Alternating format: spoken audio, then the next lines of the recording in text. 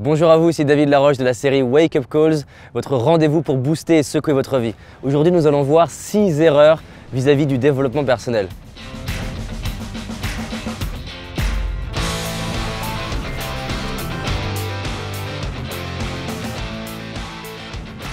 J'imagine que si vous regardez cette vidéo, c'est que consciemment vous faites du développement personnel. Alors c'est quoi le développement personnel? Pour ma part, c'est juste consacrer des pensées, du temps, de l'énergie, voire de l'argent pour grandir et devenir la nouvelle version de nous-mêmes. En fait, pour moi, toutes les personnes de la planète font du développement personnel. On est programmé pour ça, on est programmé et designé pour grandir et évoluer.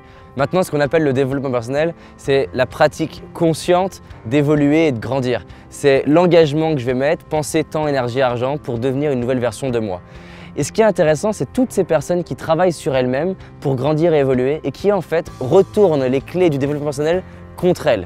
Et j'en connais plein parce que j'organise des stages et des conférences partout dans le monde, en particulier dans la francophonie. Et en tant que client, j'ai participé à beaucoup de stages où j'ai vu des personnes presque plus mal après avoir fait du développement personnel. Ce qui est un peu un paradoxe, c'est dommage d'investir pensée, temps, énergie, argent pour grandir, pour au final être plus dépressif qu'avant.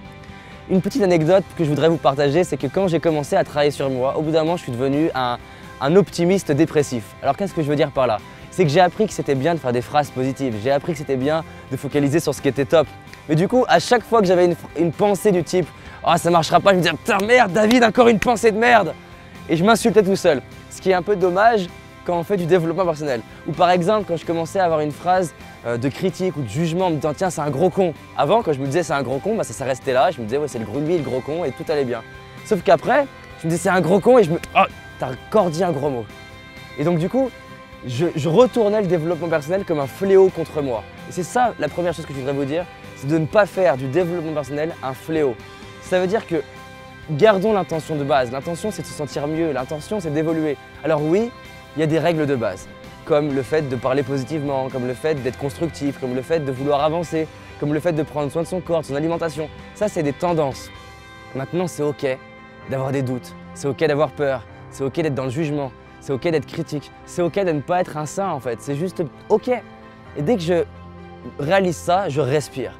Donc erreur numéro 1, faire du développement personnel son fléau et devenir un extrémiste du développement personnel, devenir un optimiste dépressif parce que j'arrive pas à tout appliquer.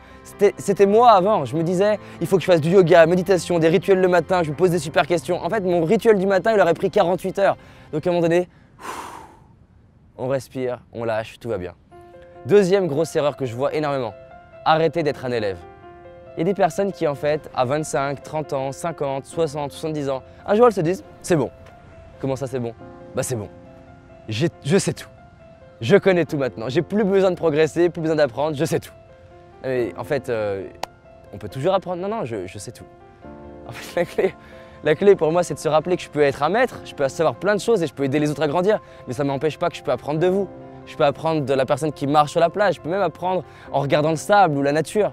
Je peux toujours apprendre. Donc erreur numéro 2, croire qu'un jour j'aurai plus besoin d'apprendre et d'arrêter d'être un élève.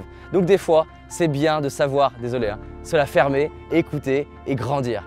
Troisième chose, troisième erreur, et celle-ci je la vois tellement. Il y a des gens, c'est ce que j'appelle être un Jean-Michel au taquet, ils font un stage, ils sont super contents, ils disent j'ai la clé. Mais t'as la clé de quoi? J'ai la clé David. Mais de quoi? J'ai trouvé la clé. Je dis mais c'est bien et tu vas en faire quoi? Bah j'en sais rien. Bah, en fait c'est un peu dommage d'avoir trouvé quelque chose qui peut marcher, qui peut m'aider à passer ma vie à un autre niveau et de ne pas l'appliquer. Troisième erreur, ne pas appliquer ce qui marche. Il y a plein de gens, ils savent comment transformer leur couple, ils savent comment transformer leurs finances, leur vie, mais ils ne le font pas. Ouais mais David je le sais, mais je m'en fous que tu le saches, ce qui compte c'est est-ce que tu le fais? Est-ce que tu l'appliques? Est-ce que tu l'utilises? Et même mieux encore, comment est-ce que tu l'utilises? Est-ce que tu peux mieux l'utiliser? Quatrième grosse erreur, c'est l'illusion du bien et du mal. Alors, bien sûr, l'idée c'est d'avoir des comportements qui tendent à me sentir bien. Dès que je vis avec l'illusion de croire qu'il y a des choses qui sont bien et des choses qui sont mal, je vis avec un fouet dans la main.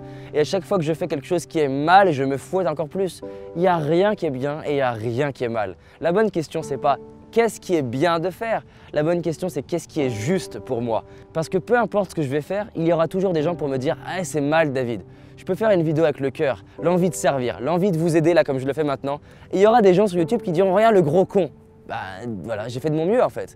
Donc j'ai pas envie de baser ma vie sur ce que les autres pensent. Si ça se trouve, il y a des gens sur la plage qui pensent que c'est mal de faire une vidéo sur la plage parce que je dérange les pigeons, j'en sais rien. J'ai pas envie de me baser sur eux pour être heureux ou pas heureux. C'est à moi de savoir qu'est-ce qui est juste pour moi. Juste ça. Donc si ça se trouve, je vais faire quelque chose qui est mal aux yeux des autres, mais moi, je serai aligné avec moi-même et je serai content. La cinquième erreur que je vois dans les personnes qui font du développement personnel, c'est qu'elles repartent, elles sont super contentes, elles ont appris plein de choses et souvent elles se sentent bien après un stage. Quand les gens sortent de mes séminaires, ils se sentent super bien, ils ont vécu 2 jours, 3 jours, 5 jours, des fois 10 jours, dans un environnement où les gens sont constructifs, positifs, déterminés à aller vers leurs rêves, à parler en étant constructifs. Forcément, tu te sens bien. Et qu'est-ce qu'ils font? Ils ressortent et ils ne changent pas leur environnement. Ils vont voir les mêmes amis, ils mangent la même chose, ils parlent de la même façon, ils bougent de la même façon, ils font tout pareil. Mais c'est un fantasme d'espérer des nouveaux résultats sans faire des nouvelles choses comme dit Einstein. Donc oui, c'est important de changer l'environnement. Et l'environnement commence par où est-ce que j'habite, qui je côtoie, quels sont mes amis. Je sais que c'est douloureux, mais c'est une des grosses erreurs que je vois et c'est ma 5e erreur. Ma 6e erreur, c'est de vouloir atteindre des rêves qui ne sont pas les siens. J'ai appliqué cette erreur. Pendant des années, j'ai voulu devenir un ingénieur en informatique parce que je croyais que ça ferait plaisir à mes parents, je croyais que ça ferait plaisir à ma famille, que je serais David, le mec bien qui serait aimé par tout le monde. J'allais devenir l'ingénieur avec un bon salaire, un bon métier et en fait une vie que j'aurais pas trouvé super. Il n'y a rien de pire que de vouloir réaliser des rêves qui ne sont pas les siens. Parce que si j'y arrive, je vais finalement avoir une vie qui est confortable, qui ne me correspond pas. Il vaut mieux se dire qu'est-ce qui est vraiment important pour moi. Vous savez, quand on tombe amoureux, on ne voit pas le temps passer. On est passionné, on est créatif, on est déterminé. Qu'est-ce qui se passerait si vous aviez des projets pour lesquels vous tombez amoureux? Moi, je suis tombé amoureux de mon entreprise, je suis tombé amoureux de la technologie, je suis tombé amoureux du matériel.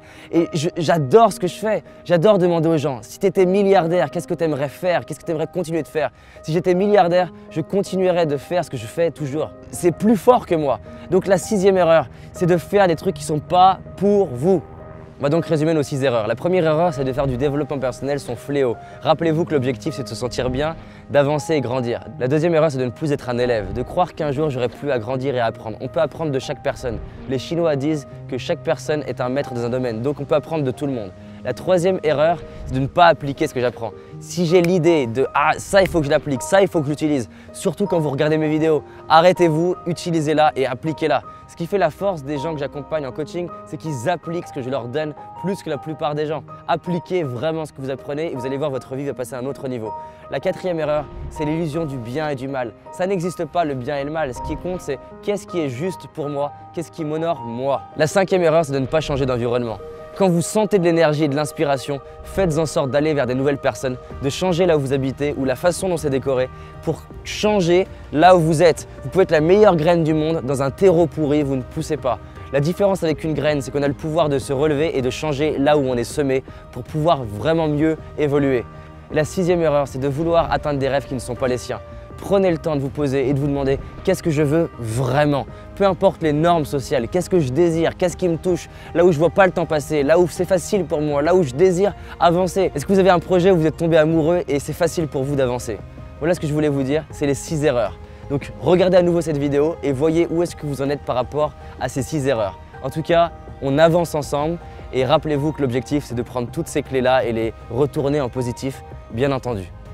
Si vous pensez qu'autour de vous, il y a des amis, des proches qui peuvent faire ces erreurs-là, partagez-la discrètement sur Facebook. Ils ne sauront pas que vous pensez à eux, c'est l'intérêt de Facebook. Donc cliquez sur j'aime, cliquez sur partager, abonnez-vous et surtout, on avance ensemble. Merci de votre confiance.